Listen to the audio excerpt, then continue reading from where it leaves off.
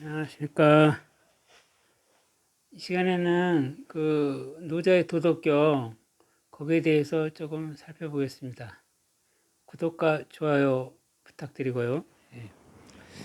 그 노자의 그 도덕경은 그 많이 그 나와 있죠. 여기도 뭐 책자가 이렇게 하나 나와 있던데 그 이제 요즘에는 세상이 좋아졌어요. 책들도 이렇게 해설 책자들도 많이 나오고 참 그리고 인문학서도 많이 나오고요.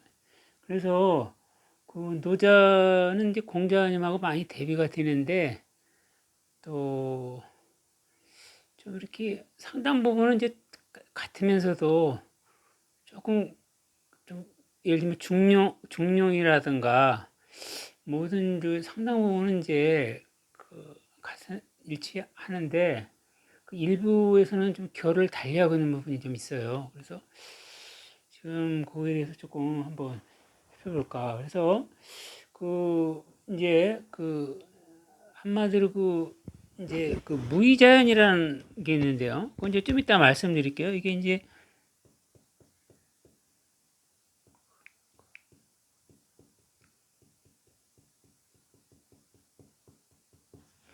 그 무의자연이라는 게 있는데 이 무의자연은 그 아무것도 하지 않고 뭐 이렇게 그냥 뭐 이렇게 자연 속으로 들어간다고 이런 뜻이 아니고 하기는 하는데 어떤 그 뭐야 흐름 그게 좀 맡기자 흐름에 따라 하는 거 있죠.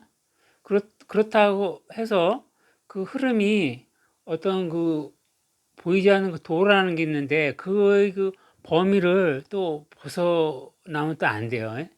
예, 그런 측면이 있다. 그래서 무의자연이 이제 좀 이렇게 딱 그렇게 표현하기는 어려워요. 그러니까 인위적인 어떤 그 뭐 간섭이라든가 또 아니면 어떤 그 자기만의 그 뭐 어떤 특별한 그 저기 뭐랄까 주관적인 이런 거 개입 안 하고 어떤 그 어떤 흐름 있죠?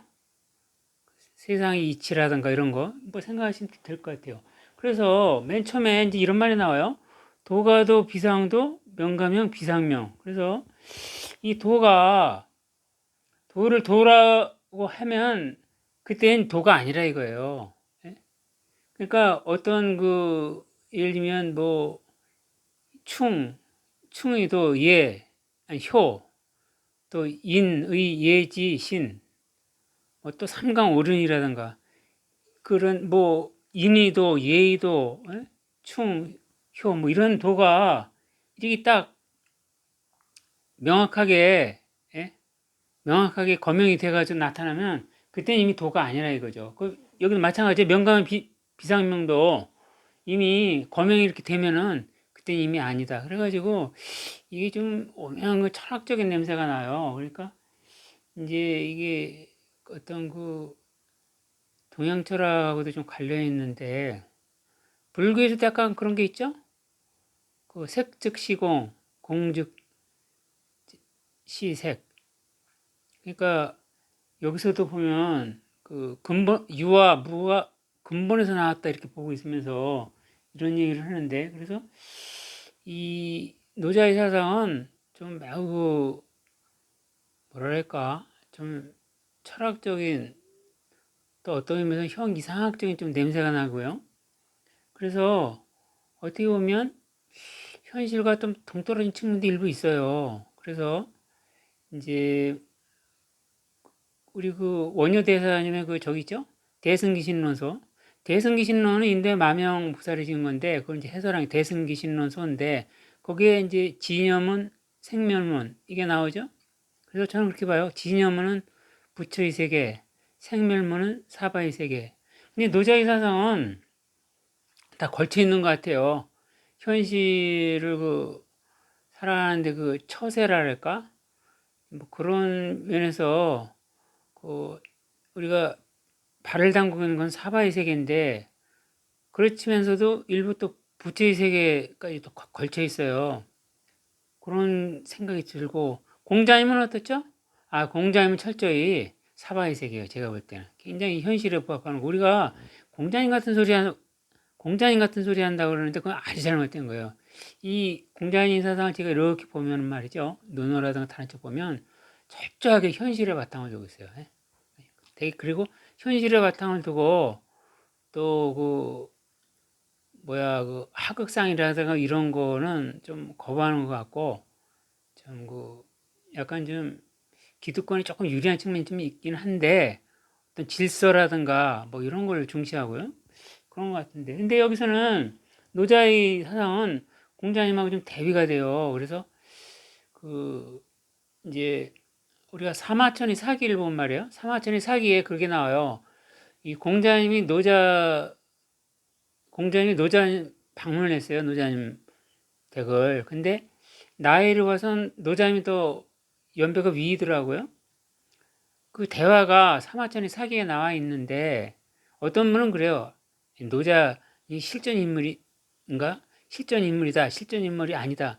이런 거를 제가 그 인터넷 포털 사이트에서 본 적이 있는데 근데 제가 볼 때 노자님은 실존 인물이에요. 노자는. 왜냐하면 노자가 실존 인물이니까 사마천이 사기에도 그게 나와 있죠. 네.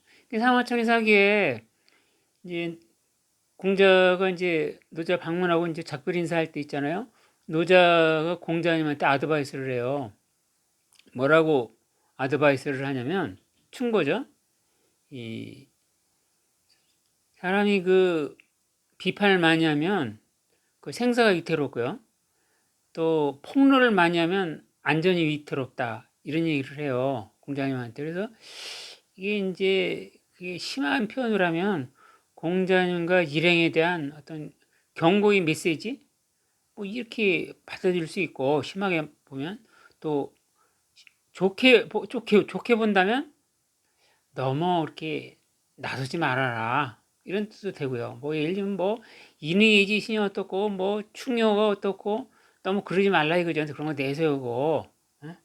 그냥 저기 무의자연으로 살아라. 무의자연은 그거거든요. 어떤 도가 있고 어떤 흐름에 따라서 그 인위적인 그런 거 없이 있죠. 그런 거에 저기 그러니까 뭐예요? 이제 시류에 휩쓸리지도 말고 시류에 그리고 뭐 인이다 얘다 뭐 이렇게 뭐 춤이다 해다 너무 그러지 말라는 얘기예요. 그래서 이제 그게 속된 말로 막말로 하면 뭐죠? 너무 나대지 말라요. 뭐 이런 뜻이 돼요.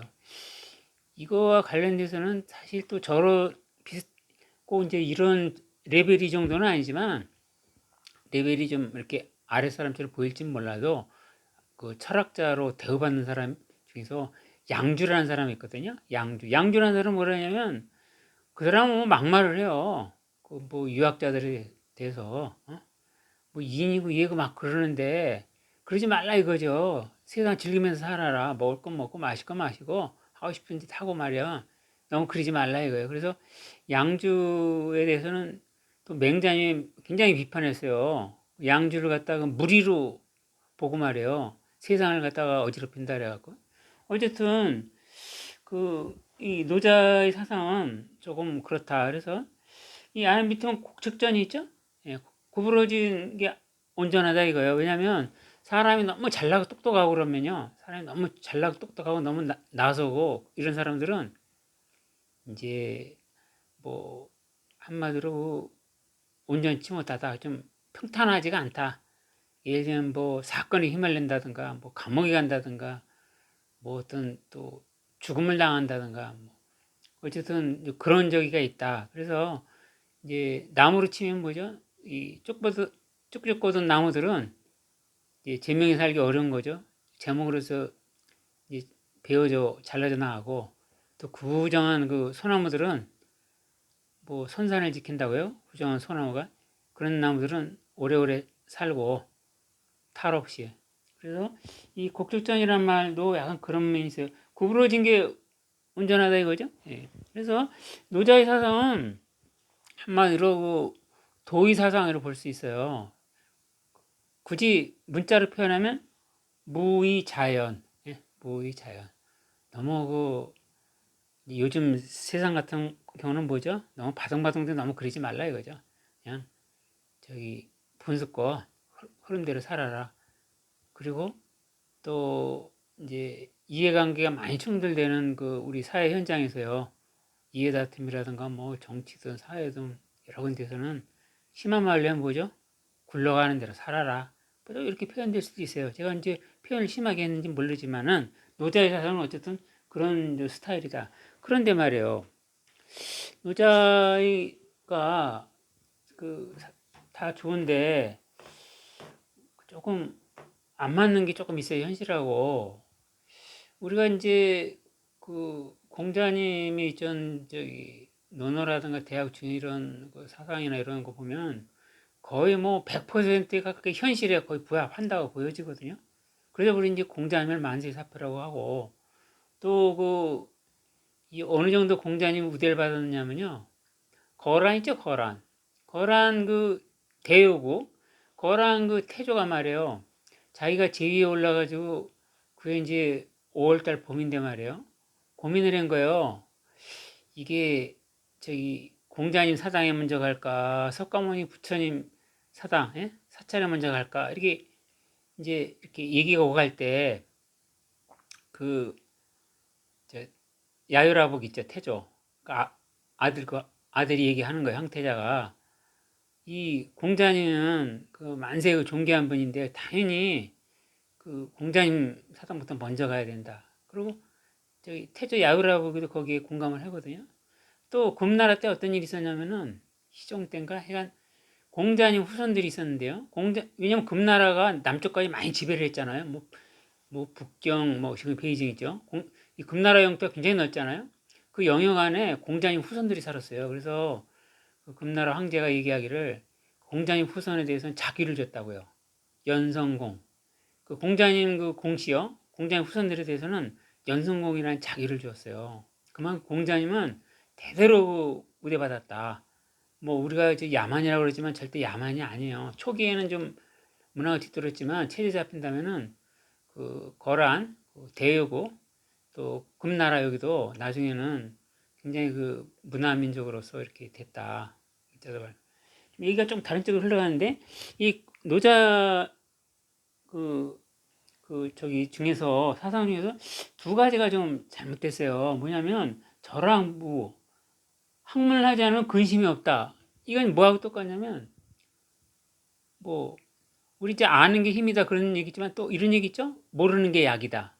근데 이거는 너무 소극적이에요. 그래서 이게 그 우리가 사는 세상은 그 발을 담그고 있는 건 사바의 세계 아니겠어요? 우리가 부처의 세계 아니잖아요. 근데 우리가 그간의 그 학문과 과학기술의 발달로 말이야. 오늘날 100세 시대가 되고 지금 뭐 대장암도 다 조기 진단되잖아요. 전부 그 내시경 검사에서 용종 제거하고 그래갖고 수명도 늘고 지금 예? 옛날에는 뭐 조선시대만 해도 50세, 60세였는데 지금은 100세 시대까지 왔는데 이건 안 맞는다. 그리고 공자님 사상하고요. 정면 배치되고요. 그죠? 예, 공자님 뭐죠? 배우면 그 즐겁다 그랬잖아요. 그죠? 하기 싫으면 뭐 어쩌고 저쩌고. 그래서 이거는 좀 아닌 것 같다. 두 번째는 소국 과민인데 이것도 지방자치제에는 어울릴지 몰라도 어울리지 않는다. 요즘 뭐 그 서만 해놓고도 요즘에 세계 여러 나라가 그 영토 분쟁 풀이잖아요. 뭐 일본은 러시아하고 뭐 북방 사계선 있잖아요. 또 그다음에 저기 일본은 또 우리나라 독도에 대해서 좀 탐욕 부리고 말이에요. 그리고 또 중국은 뭐 일본 간에 또 그런 거 있죠. 디아오이다오 있죠. 그 센카쿠 또 다른 데도 많아요. 영토 분쟁이. 그래서 이 소국감이 얘기한 거는 좀 부적절해 보이고. 오늘도 시간이 다 됐는데 오늘 이 시간에는 그 노자의 사상을 잠시 알아봤습니다. 시청해 주셔서 감사합니다.